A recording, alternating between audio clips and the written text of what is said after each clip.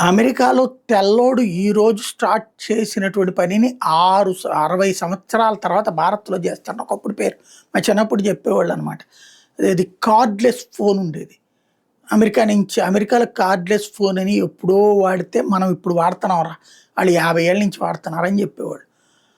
అంతకుముందు ఏంటి ఇట్లా తిప్పుకునే ఫోన్ ఉండేదనమాట. అది కాకుండా నొక్కుకునే ఫోన్. అమెరికావోడు ఎప్పుడో వాడు. ఇట్లాగ అప్పట్లో అమెరికా అంటే ఒక గొప్పదిగా మాకు కనిపించడానికి చిన్నతనంలో మాకు అదొక పెద్ద విశేషం. ఇప్పుడు అట్లా ఉందా అంటే లేదు. ఇప్పుడు భారత్‌లో డిజిటల్ పేమెంట్స్ స్థాయిలో అమెరికాలో లేదు.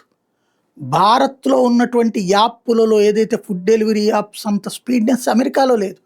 భారత్‌లో ఈ బ్లింకెట్లు, బోంకెట్లు ఇట్లాంటి ఏదో 10 నిమిషాల్లో తీసుకొచ్చే సరుకులు లాంటిది అమెరికాలో లేదు.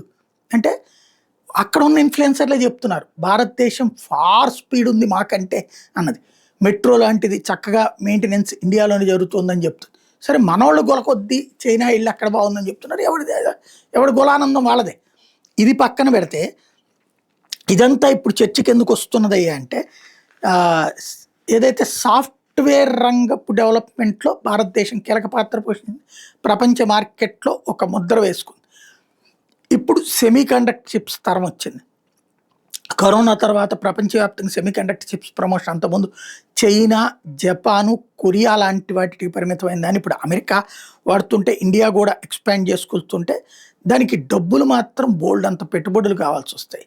ఎందుకంటే ఆ నిపుణులకి కోట్లకి కోట్లు జీతాలు ఇవ్వాలి. ఆ స్థాయిలో ఇక్కడ చేయగలమన్న నమ్మకం కావాలి. ఇప్పటికే ఆ దిశగా అడుగులు వేసినటువంటి ప్రభుత్వం 1.25 లక్షల కోట్ల రూపాయలు కేంద్ర ప్రభుత్వం సబ్సిడీల రూపంలో ఇవ్వబోతుంది. PLI పెర్ఫార్మెన్స్ లింక్డ్ ఇన్సెంటివ్ కింద ఇవ్వబోతుంది. తద్వారా కీలకమైన అడుగులో మన పాత్రని పెంచే ప్రయత్నం చేస్తోంది.